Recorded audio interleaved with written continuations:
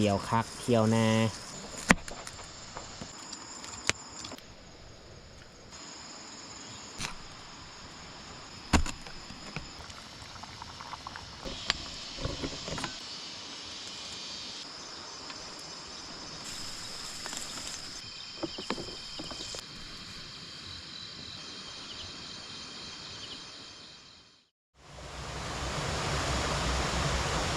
กับทักทายสบายดีพ่อแม่พี่น้องเบิดสู่คู่สู่คน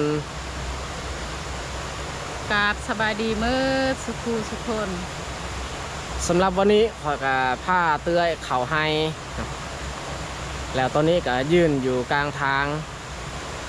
สีย่างเข้าไปให้สีมานอนให้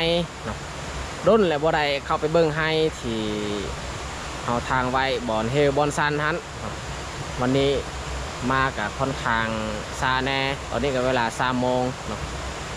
โอเคมาแต่ทุกคนติดตามเบิ้งติดตามชมกับเราได้ในค่ำคืนนี้ว่าเราจะมีการเคลื่อนไหวแบบแน่ๆในเชียงไฮ้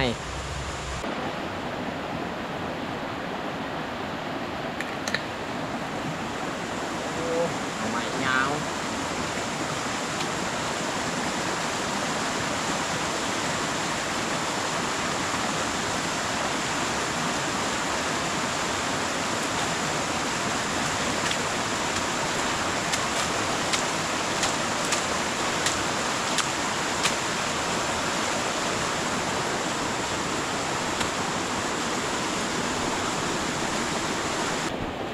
นี่ตัวซ้ำพอดีกินแซบหน่อไม้บัวทันสูงปันได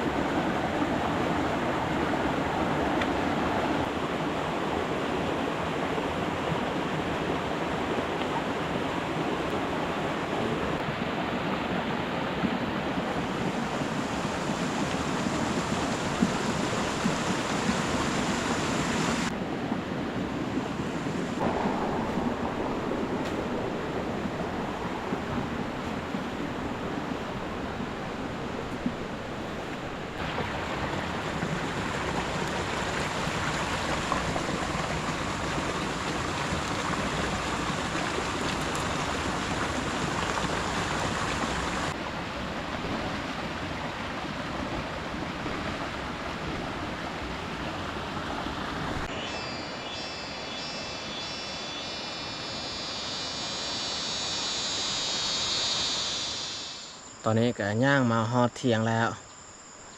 มันจะสีดังไฟแล้วก็พุ่งเข้าไว้เลยเพราะว่าตอนนี้ก็4 โมงแล้ว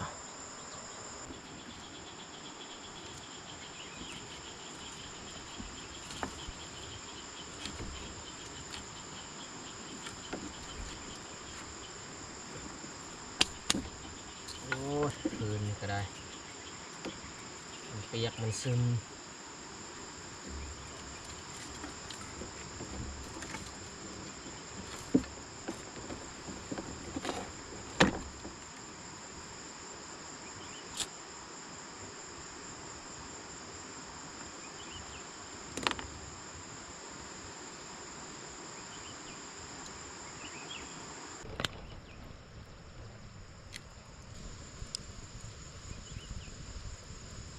ไฟขึ้นแล้วนี่เราจะเอาหม้อเข้ามาค้างเลย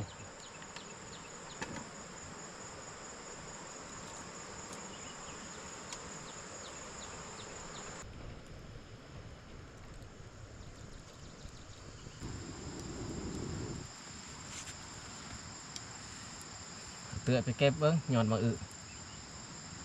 หน่อไม้ก็มีอยู่ที่เฮาเก็บเบิ่งกีแต่ว่าหน่อไม้นี่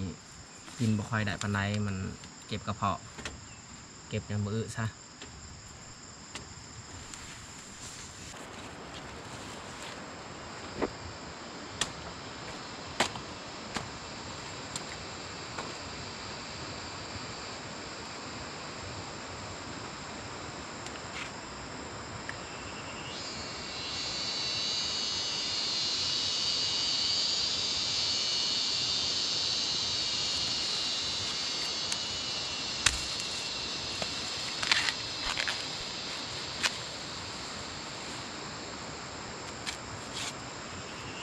เขาเอาสลีมาจีกินอยู่เที่ยง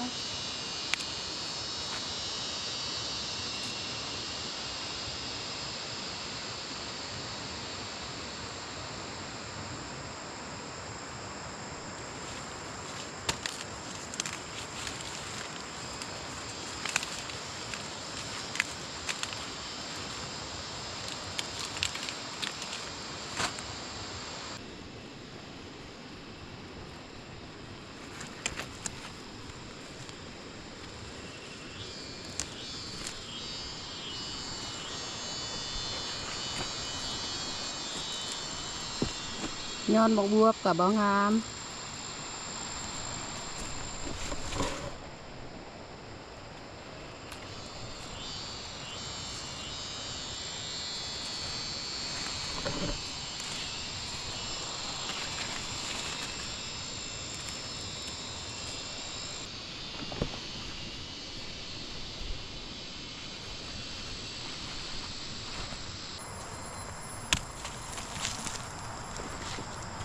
เรียบร้อยเขาเก็บยอดมะอึยอดมะอึกับเขาได้บ่หลายแต่ว่ามันบางคอยงามแล้ว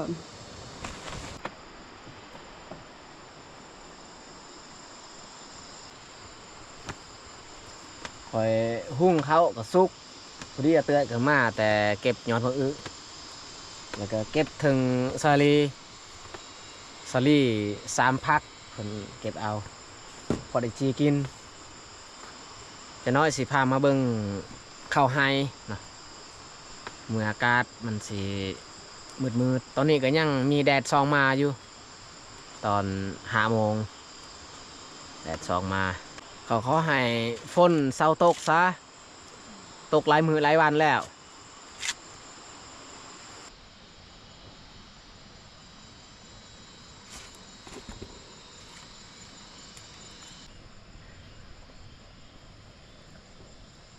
สุกแล้ว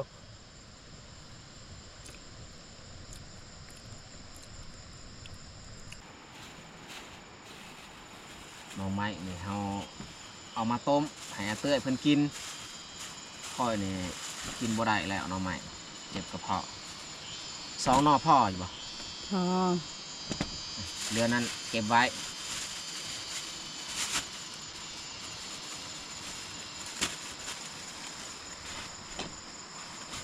เอาสิพามันให้มันสุกไว้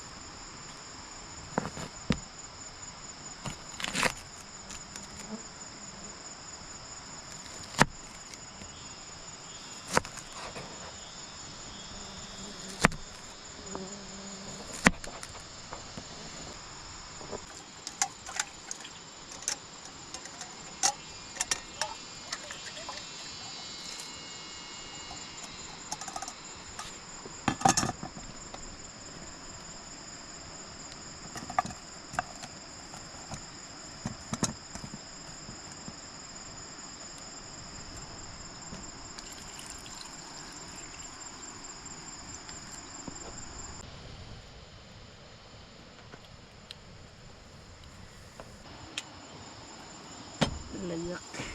ก็เอาไว้ยังมียง กินสลีก่อนผักหนึ่งนี่ ยังบ่ทันสุกนี่นี่ยังจีตัวใดสุกก่อนเขาก็กินก่อน หวาน ว่านี่ลิ เปื่อยเลย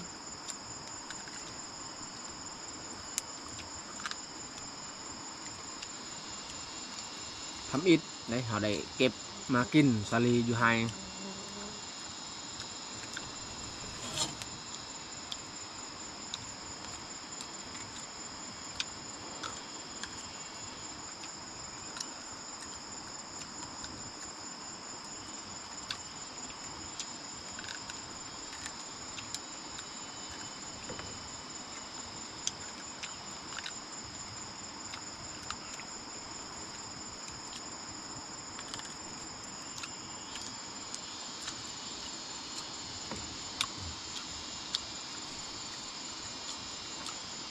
สลียืนต้นหวานถ้าว่าแบบมันล่มบ่หวานหรือว่าเฮาหักไว้ประมาณมื้อหนึงบ่หวานแล้วสดๆใหม่ๆแบบนี้ยังหวานยังแซ่บ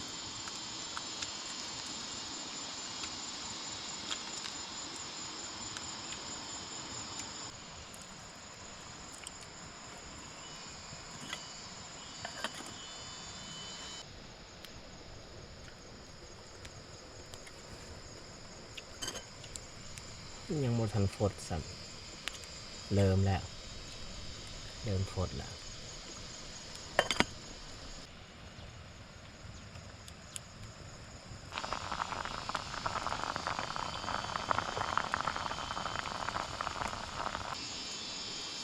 ในขณะที่เราต้มหน่อไม้เนี่ยเราซีกออกคนยอดมะอึ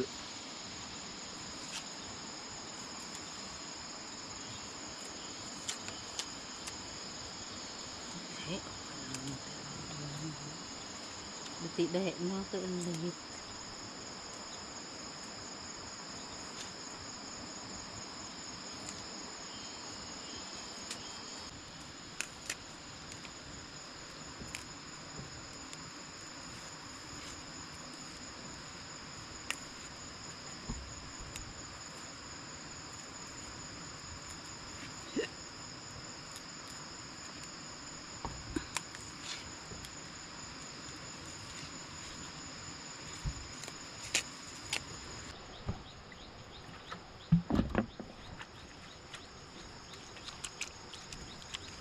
ผักกูดเราได้น้อยนึง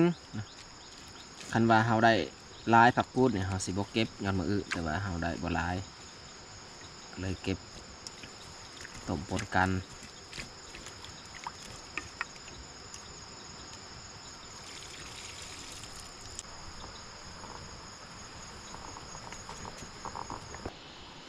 อันนี้ปลาเครื่องโต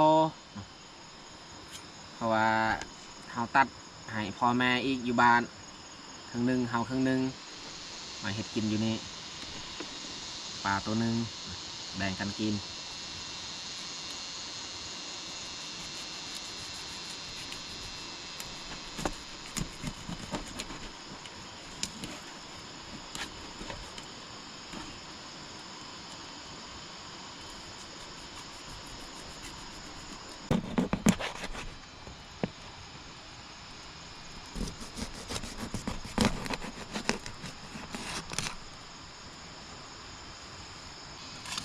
ต้มปนกับผักอันนี้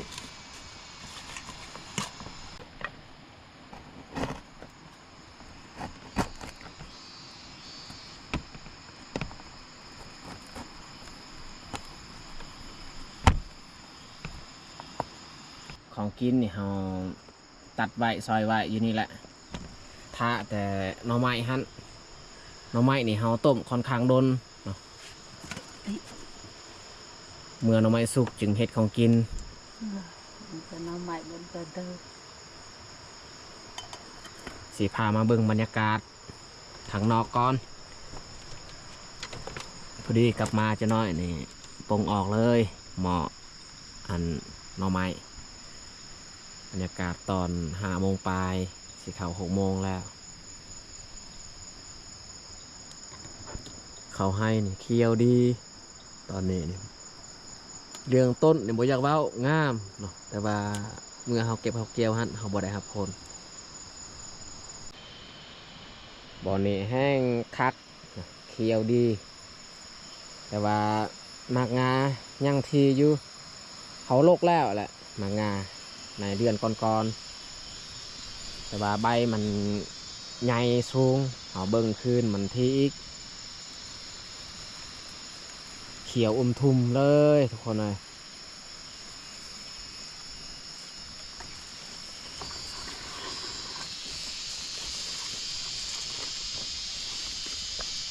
เสียงจะจันห้องตอน5 โมง 6 โมงสลีอยู่นี่ยังบ่ทันเก็บบ่ทันกินซ้ำแบะมากินครั้งหนึงแล้วก็นูอีกเขามากินแล้วเลยเขาบ่ได้กิน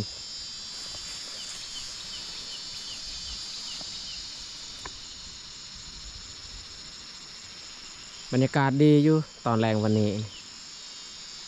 ฝนบ่ตก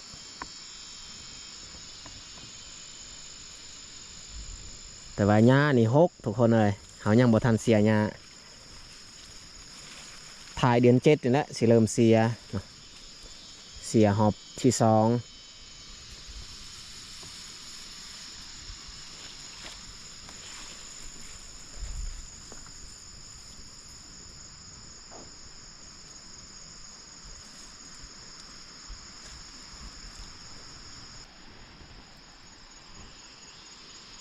ทางเขาเจ้าเห็ดใหม่นั่นแหละบอนที่มันเจือนแต่ว่ารถยังไปได้ทุกคนเลยเขาสู้ซี่เนาะเขาขุดเอาสำรถจักรไปได้ฮะบอนนั้นถ้าว่าคนขับแบบบ่ทุนเนาะบ่เก่งนี่มีโอกาสตกเนาะมันเฮวเนาะเฮวสูงหอดห้วยเลย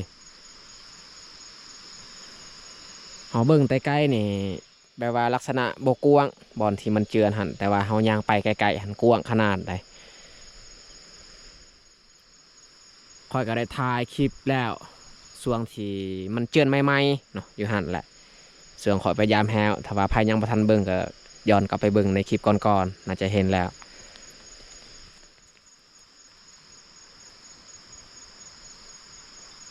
ฟืนอยู่กะล่างเที่ยงบ่เปียกนะฟืนเฉพาะเฮาใส่เฮาดังอยู่นี้อันนี้บอนดอมมาขวดนอนแต่ว่าเฮาก็ได้ขุดแล้วนะขุดให้มันเพียงหน่อยนึงมันมาในเดือนก่อนมันมานอนอยู่นี้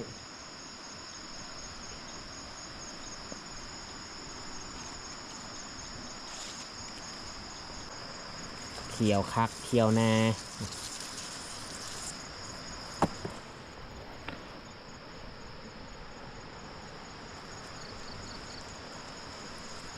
ใบบ่ได้ตั้งนะใบสงสัยถ้าว่าสูงกว่านี้นี่มีโอกาสล้มเขาแบบนี้แต่ว่าต้นมันอ่อนๆ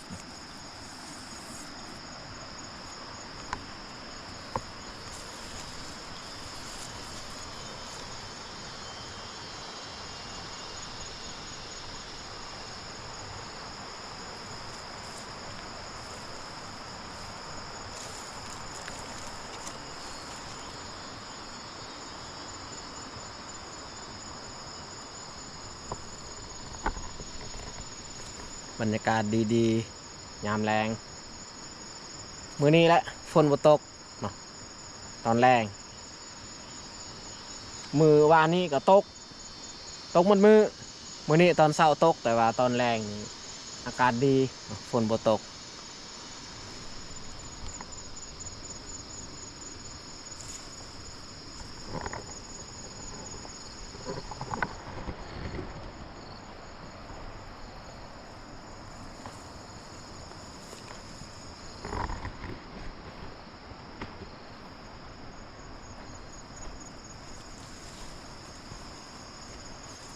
แต่สิกลับไปเที่ยงกลับไปเฮ็ดของกินต่อทุกคนเลย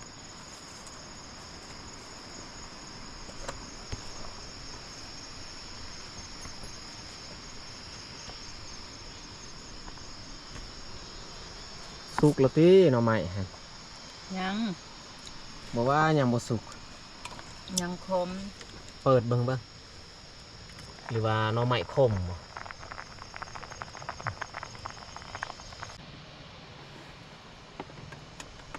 ถอกน้ำทิมเลย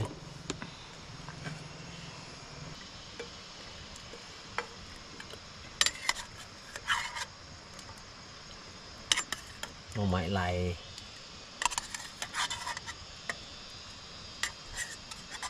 คนเดียวก็ได้กินแล้วสำเร็จ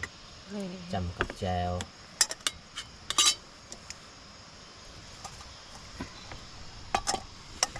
เลย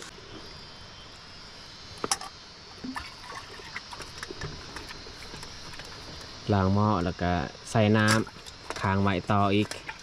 ใส่ขากับหัวสิงไข่ลงก่อน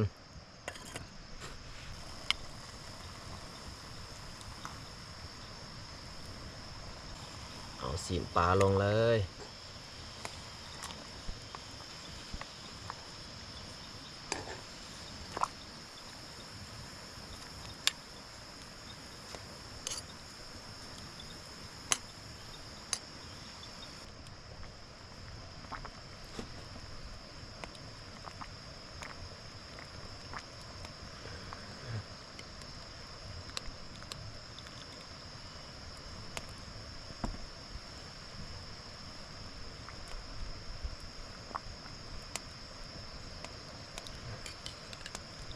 อันนี้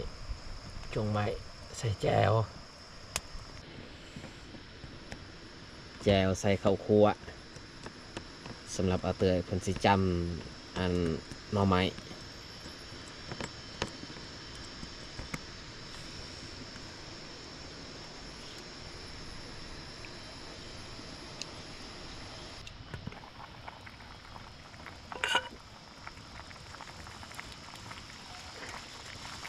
เอายอดมาอึลงแบบนี้โอ้เต็มหม้อเลย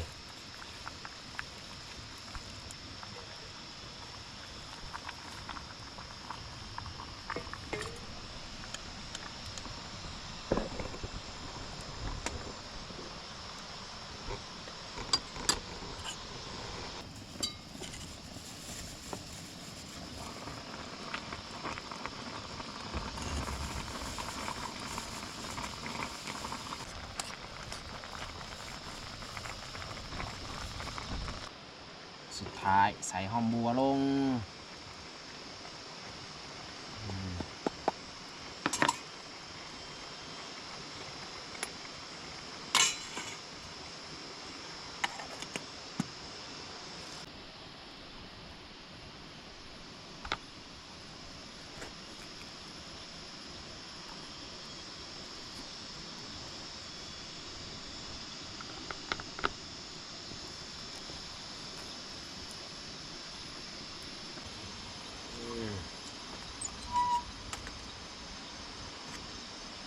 อุ้ย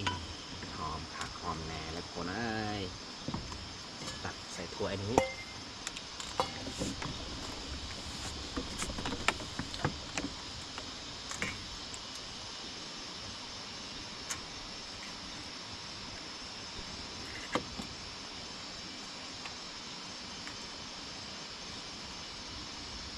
มีน้ำปลา มีปลาแดกเขาใส่ของกินมัน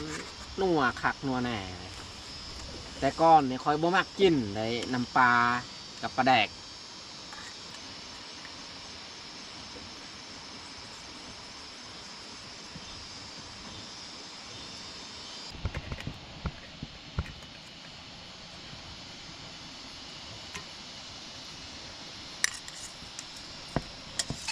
พักเบื้องลุ่มมันอยู่เป็นยังจะน้อยตักเอาเทน้ำลงเลย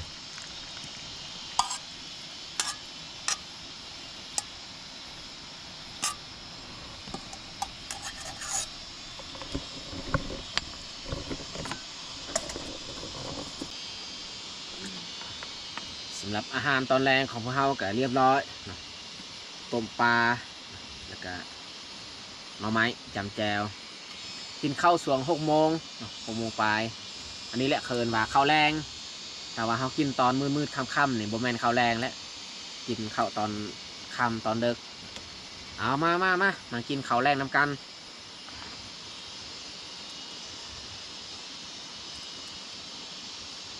กินข้าวตอนแรงฟังเสียงจากจันห้อง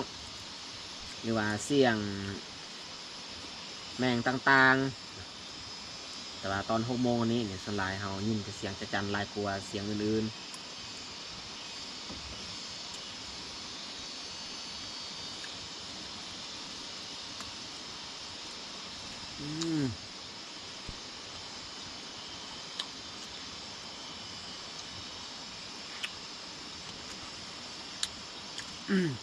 คัก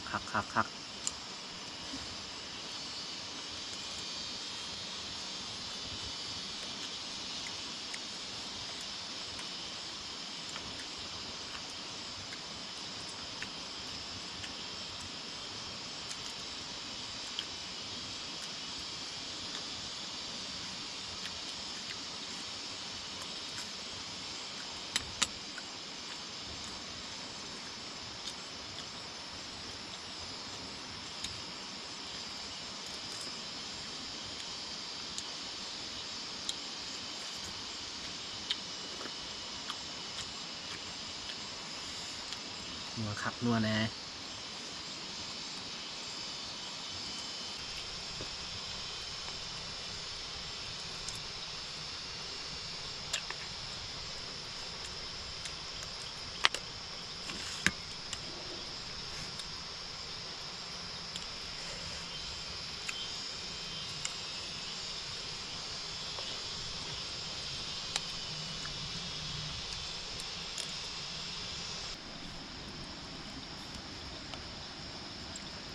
ผักอยู่เบื้องลุมตักเอาผักอีก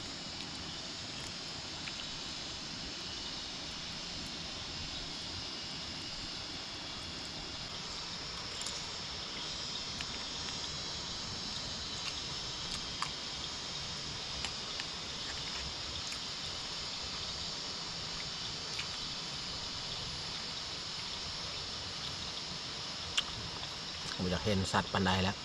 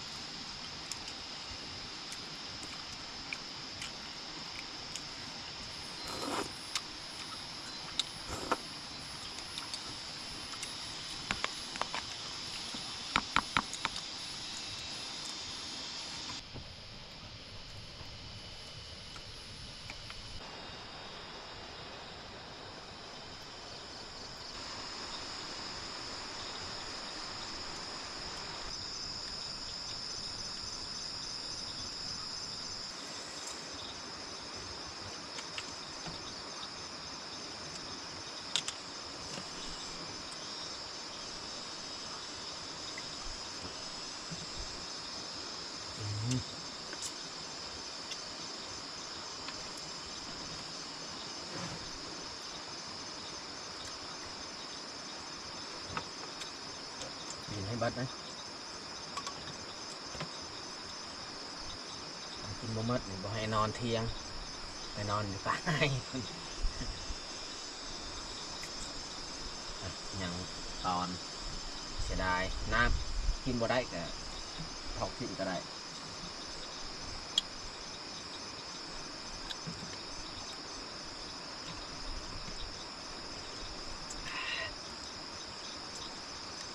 พอดีเรากินข้าวแล้วบรรยากาศก็สิเริ่มมืดลงแล้ว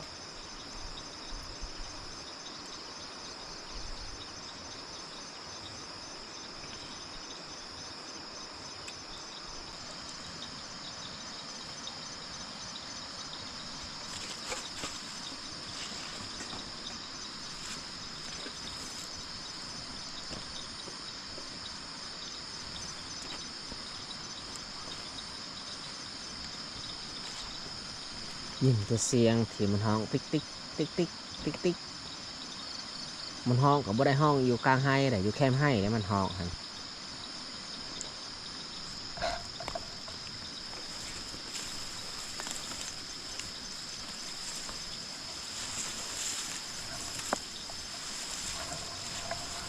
โอ้ต้นเขานี่สูงสูงซ้ำแอวแล้วทุกคนเลย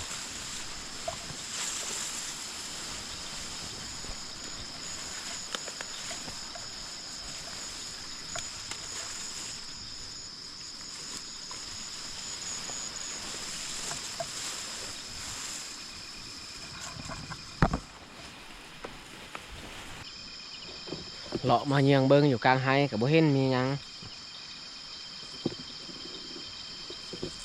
ตอนเฮามาทำอิฐนี่เห็นนูมันขึ้นอยู่หลังคาเทียงแต่ว่าพัดมาเยืองเบิงตอนกลางคืนนี่บ่เห็น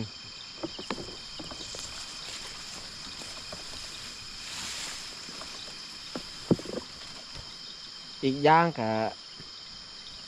อันต้นเข้ามันสูงเวลาเฮายางไปยางมามันยินก้อนเฮาแล้วมันยินเสียงที่เฮายางไปยางมาแบบว่าเฮาสิเยืองใกล้กับเฮาบ่เห็นเนาะต้นเข้ามันบังคันแบบว่าแป้นๆส่วนเฮาปลูกเข้าใหม่ๆเข้ายังบ่ทันสูงนี่มีโอกาสเฮาเห็น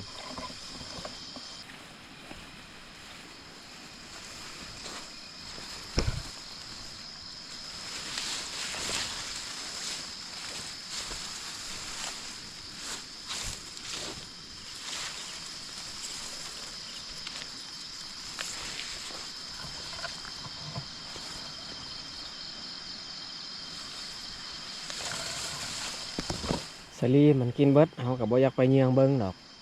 นี่เท่านี้ละสลีนูกินแล้วโอ้โอ้โอ้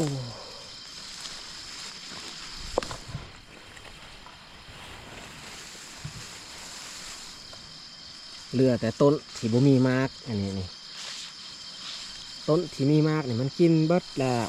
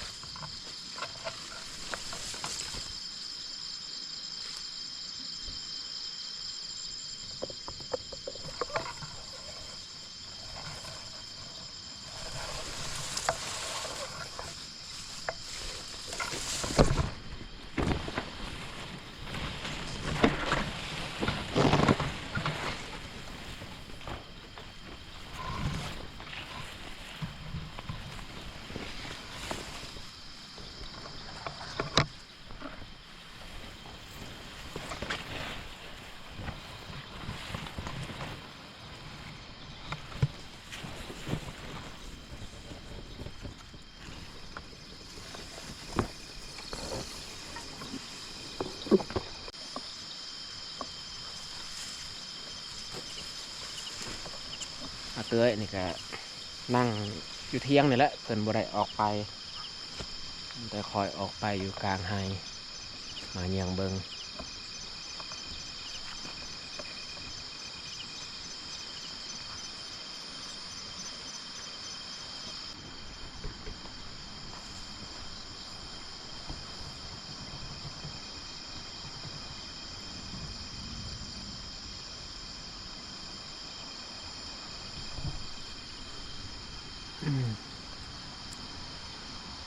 จังไดนั่งคิดอยู่ยังนั่งเหงาบ่ นางคิดยาน ยันพียันว่านอนมารับนั่นแหละเที่ยงบ่มีข้าวแอม บ่เป็นหยัง บ่มีก็บ่เป็นหยังนอนตามสบายอยู่กลางไห้นี่น่าจะบ่มีปัญหาหยังดอกขนาดว่าอยู่ในป่าเฮายังนอนแบบว่าบ่มีหยังก็นอนได้เอาผ้าห่มหันมาปูเลยปูผ้าห่มพื้นหนึ่งปกพื้นหนึ่งหรือว่าเอาผ้าบัดก็ได้ผ้าบัดก็มีอยู่หันเอาผ้าบัดหันปูผ้าห่มเฮาปกใส่โตเอา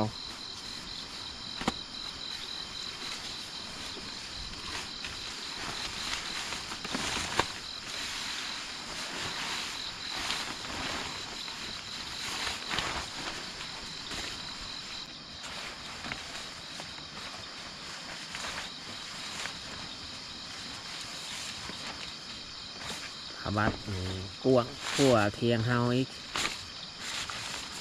เทียงเฮานี่นอน3 คนพอดีบอกครับ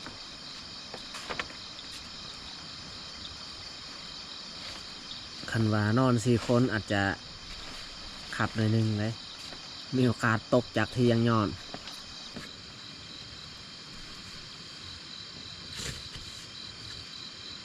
ปูผาบัดเรียบร้อย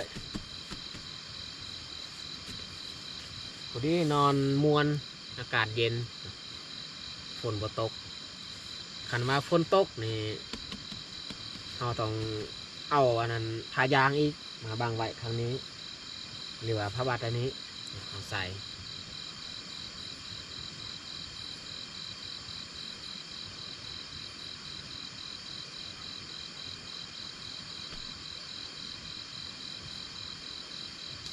นอนให้นี่เขาบ่คิดดอกเรื่องยานคันนอนป่านี่เขาคิดว่ายานอยู่ได้นอนป่าเลยแต่นอนให้นี่มันจะบ่มีปัญหา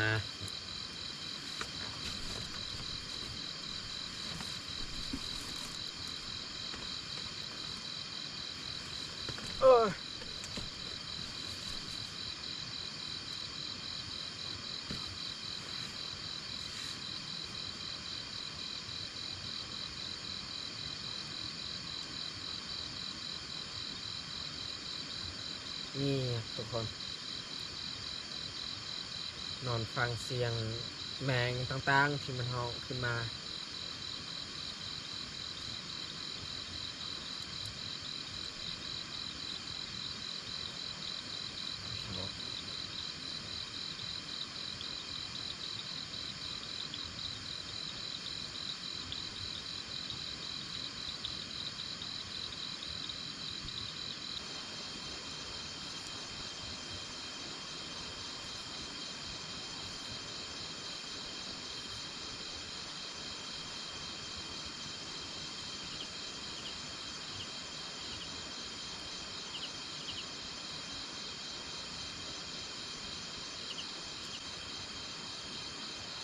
อนก่อนทุกคนเลยแต่สิปิดไฟ